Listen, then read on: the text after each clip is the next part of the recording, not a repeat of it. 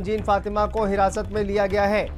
रामपुर से ये बड़ी खबर आपको बता दें कि सबसे पहले देखिए अब्दुल्ला आजम को, आजम खान को और उनकी पत्नी तंजीन फातिमा को दोषी करार दिया गया था अब्दुल्ला आजम के 2 जन्म प्रमाण पत्र के मामले में, और अब तीनों को हिरासत में लिया गया है। आजम खान, अब्दुल्ला आजम और तंजीन फातिमा को हिरासत में लिया गया है। कोर्ट से दोषी करार होने के बाद तीनों को हिरासत में लिया गया। रामपुर से ये बड़ी खबर, बड़ी अपडेट इस वक्त सामने आ रही है।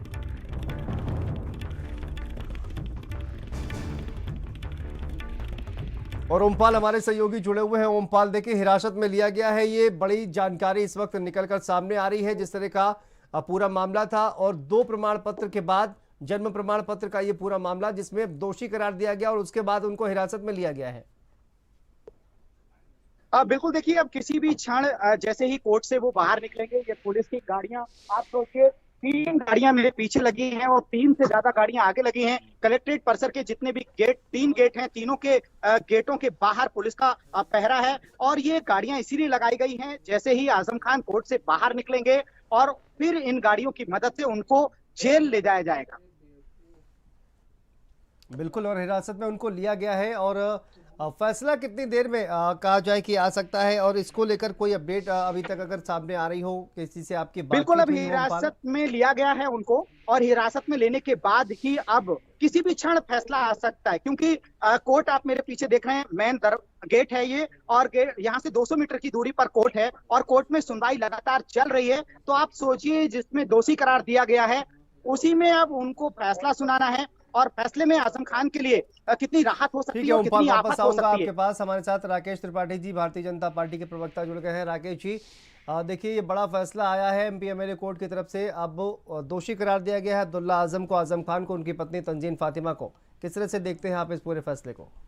देखिए, सत्ता के रसूख में रह करके आजम खान ने जिस तरह से कानूनों को तोड़ मरोड़ करके उसका मजाक बनाने का प्रयास किया था, किस तरह से आजम खान सत्ता के अहंकार में चूर थे जब वो कलेक्टर से जूता पुछवाने की बात किया करते थे, जो इस देश के संविधान को पूर्णतः अपने बूटों तले रौंद देने की बात कर रहा हो, जो भारत माता को डायन कहता रहा हो, उससे इस प्रकार की अपेक्षाएं की जा सकती है कि कानून कैसे तोड़ सकता है।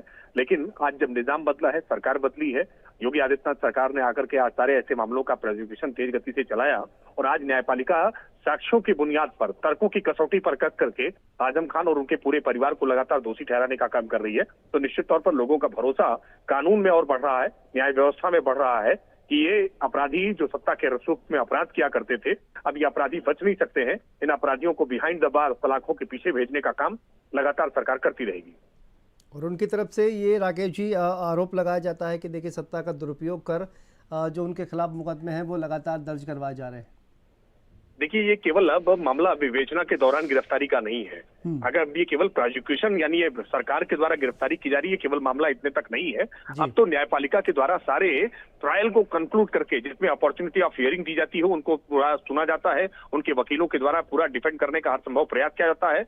सारे साक्ष्यों को न्याय की कसौटी पर कसा गया है और साक्ष्यों की बुनियाद पर जब फैसला आ रहा है, और ये डॉक्यूमेंटल एविडेंसेस के आधार पर फैसला है, ये फैसला कोई केवल हवा में नहीं है। इन डॉक्यूमेंट्स के आधार पर, जिसमें उन्होंने फेक डॉक्यूमेंट्स बनाए हैं, फेक डॉक्यूमेंट्स बना करके उम्र कम करने का प्रयास किया है, फर्जी प्रकार के पैन कार्ड बनाना, फर्जी प्रकार के आधार कार्ड बनाना, फर्जी प्रकार के वोटर आईडी कार्ड बनाना, अपनी आयु को लेकर के घपले घोटाले करना, ये भ्रष्टाचार और जालसाजी करने को जिन्होंने अपना अधिकार मान रखा था, यह डॉक्यूमेंटल एविडेंसेस के आधार पर कोर्ट ने इसमें दोषी ठहराने का काम किया है। मुझे लगता है कि ऑनरेबल सुप्रीम कोर्ट तक भी ये फैसला बदलेगा नहीं और आजम खान और उनका पूरा परिवार अपनी करनी की सजा अब भुगतेगा।